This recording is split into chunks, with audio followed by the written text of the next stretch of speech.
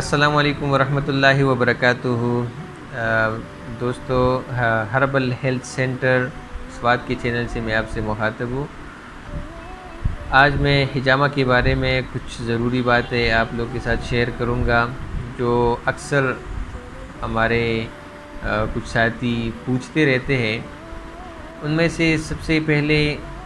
ایک سوال جو وہ لوگ پوچھتے ہیں کہ حجامہ کیوں ضروری ہے، تو اس کی افادیت کے بارے میں اگر میں بتاتا چلوں تو بہت سارا وقت اس پہ لگ جائے گا کہ اس میں یہ فائدہ ہے یہ فائدہ ہے، لیکن جو اصل حقیقت ہے کہ حجامہ سے ہوتا کیا ہے تو میں آپ کو وہ مختصراً بتاتا ہوں۔ اصل میں جو ہم خوراک کھاتے ہیں تو اس کا جو کارآمد حصہ ہوتا ہے تو وہ ہمارے بدن کا جز بن جاتا ہے، لیکن اس کے علاوہ جو فضلات ہوتے ہیں اور جس کو بدن کی ضرورت نہیں ہوتی، بدن کو اس کی ضرورت بالکل نہیں ہوتی، تو اس کے لیے ہمارے بدن میں ایک نظام موجود ہے، اللہ تعالیٰ کی طرف سے ودیت کی ہوئی ہے، اس کو ہم نظام اخراج کہتے ہیں۔ تو اس فاضل جو مادے ہوتے ہیں اس کو وہ خارج کرتے رہتے ہیں۔ اب بدن میں کچھ فاضل مادے وہ کبھی کبھار رہ جاتے ہیں، کیونکہ پولوشن بھی ہے انوائرمنٹ میں، وہ تازگی اور وہ صفائی ہے نہیں جو ہم کہہ سکے کہ ہمارا انوائرمنٹ بھی پاک ہے، پولوشن سے بالکل پاک ہے اور ہمیں تازہ ہوا مل رہی ہے۔ ہمارے جگر، ہمارے گردے، ہمارا جو دل ہے، یہ سارے بہت اچھی طریقے سے چل رہے ہیں۔ یہ ہم اس لیے نہیں کہہ سکتے کیونکہ ماحول کی آلودگی کی وجہ سے بہت سارا اثر اور بہت سارا پریشر اور دباؤ ہمارے بدن کے اوپر پڑتا ہے، جو ہمارے اندرونی اعضاء ہے اس پر خصوصی طور پر پڑتا ہے۔ تو جو فاضل مادے ہوتے ہیں تو وہ کبھی کبھار بدن میں جمع ہو جاتے ہیں۔ اسی طرح کچھ ٹاکسنز ہوتے ہیں، اسی طرح کچھ وائرسز ہوتی ہے، فیبرن ہوتی ہے، اس کے علاوہ کچھ ڈیڈ سیلز ہوتے ہیں جو سیل ڈویژن کی وجہ سے بھی وجود میں آتے ہیں۔ تو یہ چیزیں بدن کے خون میں یا انڈر دا اسکن وہ جمع ہو جاتے ہیں، تو اس کے لیے مختلف صورتیں ہوتی ہیں۔ معالج کبھی کبھار اس کے لیے جھاڑ دیتا ہے تاکہ اس کا پیٹ بالکل صاف ہو، اس کا بدن اس سے صاف ہو جائے، یا اس کے لیے وہ فسد کرواتا ہے کہ خون جو رگ ہوتا ہے اس کو کاٹ دیا جاتا ہے تاکہ خون اس سے کچھ نکلے، جو فاضل مادے ہوتے ہیں خون کے اندر، تاکہ وہ اس سے ختم ہو جائے۔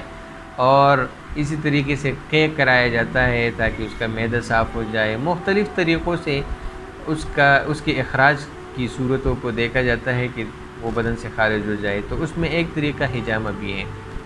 تو حجامہ کے ذریعے انڈر دا اسکن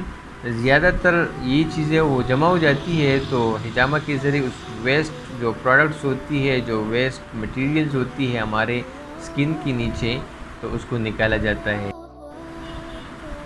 حجامہ پر جو آج کی تحقیق ہوئی ہے، مصری ماہرین کی وہ جدید تحقیق ہے کہ جس میں جدید میڈیکل سائنس کے ایک ریسرچ ٹیم نے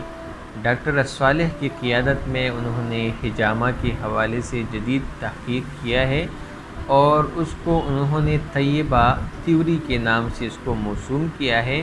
کیونکہ چونکہ نبی کریم صلی اللہ علیہ وسلم کی ارشادات و فرمودات کے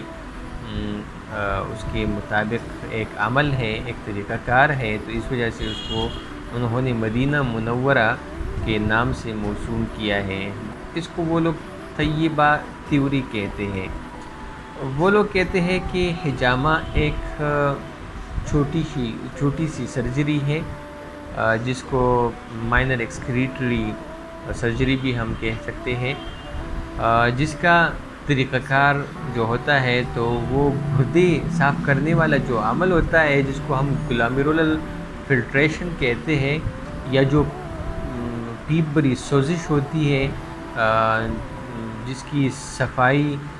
سرجری کے ذریعے کی جاتی ہے، جس کو ہم ایبسس انسیجن اینڈ ڈرینیج کہتے ہیں، تو اسی کی مشابہ ہے۔ وہ کہتے ہیں کہ اس میں منفی دباؤ کے ساتھ جو فاسد مواد ہوتے ہیں، جس کو سی پی ایس کہا جاتا ہے، کازیٹیو پیتھولوجیکل سبسٹانسز، تو اس کو باہر نکالا جاتا ہے۔ یہ سی پی ایس جو ہوتے ہیں یہ دو طرح کے ہوتے ہیں۔ ایک جو بیماری کی اصل وجہ بنتے ہیں، جس کو ہم ڈیزیز کازنگ سبسٹانسز کہتے ہیں، اور دوسری جو بیماری سے متعلق اجزاء ہوتے ہیں جس کو ہم ڈیزیز ریلیٹڈ سبسٹانسز کہتے ہیں، تو ہجامہ ان دونوں طرح کے جو مواد ہوتے ہیں اس کو جسم سے نکالتے ہیں۔ اس جو سی پی ایس ہے، یہ جو فاسد مواد ہے، تو بدن میں جو چھوٹے چھوٹے سوراخ ہوتے ہیں باریک سے، جس کو پورز کہا جاتا ہے، اس پورز سے پریشر کے ذریعے فلٹر ہو کر یہ باہر نکلتے ہیں۔ دوستو، اگر آپ کو آج کی ہماری ویڈیو اچھی لگی ہو تو سبسکرائب کرنا مت بھولیے، تاکہ ہمارے آنے والے ہر ویڈیو آپ کو بر وقت موصول ہوتی رہے۔ شکریہ۔